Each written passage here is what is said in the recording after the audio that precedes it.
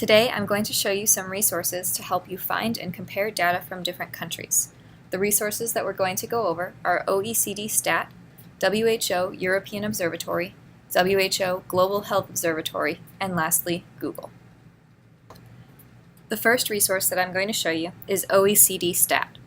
To get to OECD Stat, which is a database, you can either go to eResources, click on Databases, and select O, and then OECD Stat, or you can go to the subject guides here, select Subject Guides, and go to the Vital and Health Statistics subject guide, which is underneath P through C. If you scroll down to the bottom here, you'll find the Vital and Health Statistics guide, and many of the resources that we're going to be working with today are accessible through this guide. So if I just scroll down here to where it says Databases, you see we have OECD Stat. I can select the database, and then it will ask me to log in using my Kerberos username and password.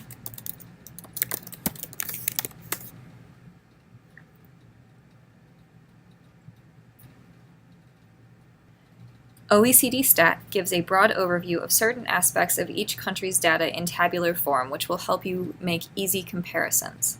I should point out that I'm using Google Chrome to use OECD Stat because it has been known to have problems with Firefox in the past. So be sure that you use Google Chrome, or if you're having problems using it and you're in Firefox, try switching browsers to see if that helps. We're going to start in the Data by Theme tab at the top here. You can see that there are several different theme options for you to choose from. We're going to go ahead and expand on Health. Underneath Health, there are a few different options of things that you could look at. You can look at health expenditure and financing, you can look at health status, you could look at healthcare resources, healthcare utilization. There's a lot of data here within this database for you to work with as far as comparisons go. For the time being, I'm going to expand health status. Underneath the Health Status tab, you will find several key indicators that you could compare, such as life expectancy, cancer, dental health, morbidity, and maternal and infant mortality. I'm going to go ahead and open up mortality by clicking on it. And now you can see that we have this tabular chart here that you can go ahead and look through and see all of these different countries, and as well as the data that's reported. Some years are missing data, so be sure to keep in mind that you should always compare like years to like years, meaning if you are comparing Canada and Australia, you want to be sure that you are comparing 2012 results to 2012 results as opposed to 2014 results to 2012 results. You should also note that there are these little blue eye icons throughout the page. This means that there's more information on a particular topic. So for example, if I select this one here next to Germany, this shows that the data was consolidated between East and West Germany. And so you want to be sure to pay attention to these little eyes because they can be helpful throughout your research process. Another feature of OECD Stat that I'd like to show you today is underneath the Popular Queries tab. If you click on that, you can see these country statistical profiles. If we open these up, it's going to show you the information based on country. So whereas the Data by Theme section compared multiple countries on one specific topic, such as mortality, the country statistical profiles is going to look at one specific country and multiple topics. So right now we have the country here as Australia, but we can change this drop-down menu here down to the United States, and it's going to update for all of that information. This is, as you can probably imagine, a pretty cumbersome data set to look through. One of the things that you can do to make it a little bit easier to navigate and easier to deal with is to export this to Excel by just hovering over where it says Export and then selecting Excel. And then you can just go ahead and click on Export to XLS file. One thing I will mention, you can click this to include extra columns for flags. That's the little blue info button. Sometimes this comes through very well, other times it doesn't, so we recommend if you are looking at something and it does have the info button, figure out what it's trying to tell you when you're in OECD Stat and then make a note of it in your Excel sheet. Additionally, if you'd like to work with the data a little bit more specifically, if we close out of this export box here, underneath Customize, you can customize the table. So if we do Selection and then let's say Subject, this shows you all of the different items that are in this particular country report for the US. So what you can do is, you can see there's quite a few here, but what you can do is unselect all if you would like, and then choose a few that you are most interested in seeing. So maybe total population, fertility, population by region, and we'll just check all of these off here. And then if you click on View Data, it's going to update your spreadsheet to include just those items and make the data a little bit easier to work with. And then you can still export this to Excel as well if you wanted just some of the data. You didn't need all of the data. Okay, so that's everything that I wanted to show you in OECD Stat. The next thing that we're going to go ahead and do is go back to the library's homepage and talk about the WHO European Observatory. So I'm going to go to medlib.bu.edu and then over to the subjects A to Z subject guides, and then we're going back to the vital and health statistics subject guide, so that's going to be again under P through Z. And here it is. And if you scroll down to the bottom, underneath Web Resources, you can find the WHO European Observatory. So on this page, if you scroll down just a little bit, you can get to these health system reviews. So these series are reports on specific European countries that give a great deal of context and background on healthcare systems in those countries, which can be difficult information to find, so this is a really useful place if the countries that you're looking to compare are in this list. So I'm just going to click on Full List of HITs, and then Full List of Country HITs. And you can see that there are quite a few options here. Some of them are older. Albania, the most recent one, is 2002. We have one from 2014 for Croatia, 2015 for the Czech Republic. You can see that they are relatively they do tend to be more towards the relatively recent side. So I'm going to go ahead and open up Norway here from 2013. And you can see that there's one here, it's available in English. There's one from 2013. If there were previous ones available, they would also be listed here. And again, just keep in mind with this that you do want to be comparing with your country's similar years. So 2013 to 2013 rather than 2013 to 2009. So we're going to go ahead and open this up by clicking on where it says English here. And this is going to take us to the PDF.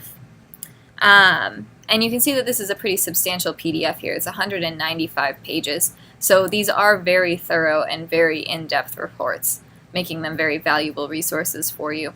If we scroll down to where the table of contents are, you will also see that all of these options here are hyperlinked. So for example, if we were reading through this and knew that we were just going to be interested in, say, the stated objectives of the health system, we can click on that and it'll bring us directly down to that subheading in the report. I do also want to mention that the newer reports that you'll see, so the ones that are more recent, are more comprehensive and more thorough than the older reports. Don't let this discount the older reports because they are still valuable resources. So if you do have the option of looking at these for one of your countries, I definitely recommend it. So now I want to show you another WHO resource. It's the WHO Global Health Observatory. So I'm just going to go back to the library homepage again, medlib.bu.edu, over to Subject Guides, and then back to our Vital and Health Statistics guide here at the bottom of the P through Z page. And if I scroll down to just where I found the WHO European Observatory, right above it is the WHO Global Health Observatory. So these these maps are mashups of other types of data that are presented in sort of an interactive form. Not all topics are represented here. If you scroll down, you can see some of the information that's available here. But some of them are very interesting, and there is a lot of cool data that can be gleaned from this, so it's worth looking into. I'm going to open up here this road safety underneath injuries and violence. And when you click on View Interactive Map, you can actually see the different countries here in both a table form when it loads, and then on the map you can hover. So if we're going through here and you're looking at here's the United States, the estimated road traffic death rate per 100,000 is 10.6, whereas if we just hover on over to where Norway is here, it's 3.8, which is quite a significant difference. And you can also see the list here as well, and you'll see that the country as you're hovering over it is highlighted. So if I choose Australia, for example, here it's highlighted on the map. And vice versa as well. So if I hover on Australia here, it'll line it up underneath the table. The last resource that I want to show you today is Google. And basically what we want you to do with Google is just be able to use it very efficiently and effectively. So I'm going to go ahead and just go over to Google. And we're going to continue on thinking about Norway, and rather than doing the traffic fatalities, we can look at homicides. So we'll look at homicide rates by year and see what comes back when we type in Norway. And we do get some options back here, which is great. I want to show you a couple tricks to narrow this down quicker, because as you can see we've got about 206,000 results, and realistically nobody ever really looks past maybe the first 2 or 3 pages in Google. So we want to make sure that those first 2 to 3 pages are as specific to what we're looking for as possible. So we can do a few things here. We can start by going into the advanced search, which is underneath this gear. If you click on this, you can see that advanced search is hidden right there. This gear does sometimes move around a little bit, so sometimes it's up at the top of the page here. Other times I've seen it down underneath the bottom Google logo here, but we'll just go ahead and go into advanced search for the time being. So we can limit this a couple of different ways. We can limit this first by the site or domain. So if we wanted to, we could pull back just like a .gov site. And if I did this search here, all of the results that come back, which you can see are now significantly smaller, come back from .govs. The other thing that we can do, and you can edit it right in the search bar here as well if you would like, is we could pull back just from one very specific website. So if we just wanted something, say, from like the cdc.gov, we could search for that as well. And now you can see we have an even smaller set of results coming back because we're just searching through the cdc.gov. And you can see all of the websites here have that in their URL. The other thing that we can do if we pop back into advanced search, and I'm just going to pull this back to .gov so that we have a few more results, you can change the file type here from any format to PDF. Using the PDF file type limiter here in the Google Advanced Search is a really great way to get to gray literature, which can be very difficult to find. So I'll go ahead and click on Advanced Search here. And now you'll see that all of the files that are coming back here are PDFs, and they are also all from .govs.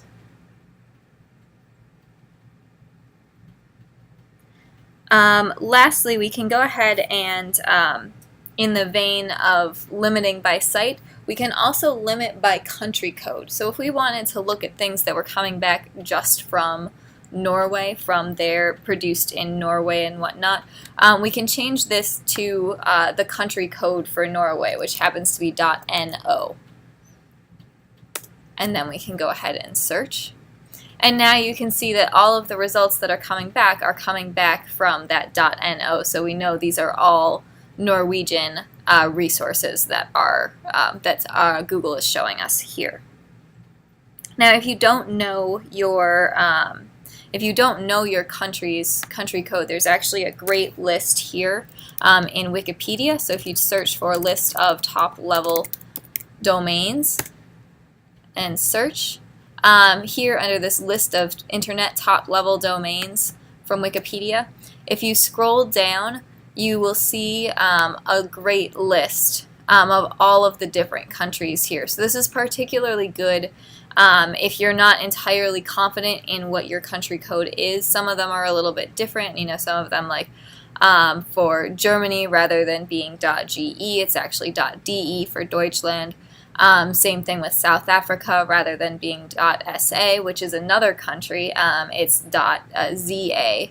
If you scroll down to the bottom here, we'll see that.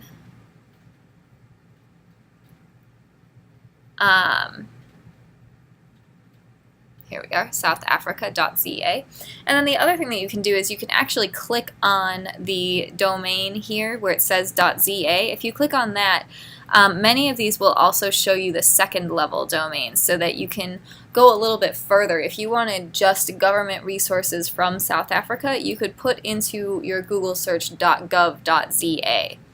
I recommend coming back and looking at this always, because sometimes they are a little bit different than you would expect. Sometimes rather than being .gov, it's .gob. Sometimes you'll see differences in the formatting as far as whether it's .gov.za or .ca.gov. Always come in here and double check to make sure that you're searching the right thing so that you don't think that there's nothing that exists when actually it's just an error in your search strategy. So this is all the information that I wanted to show you today about resources on finding and comparing data from different countries. If you have any questions, please feel free to contact the reference desk either via email at refquest@bu.edu or by phone. You're also always welcome to come stop by the reference desk and meet with a librarian. We have librarians available Monday through Friday from 8:30 to 5, and then available by appointment on the weekends. Thank you very much.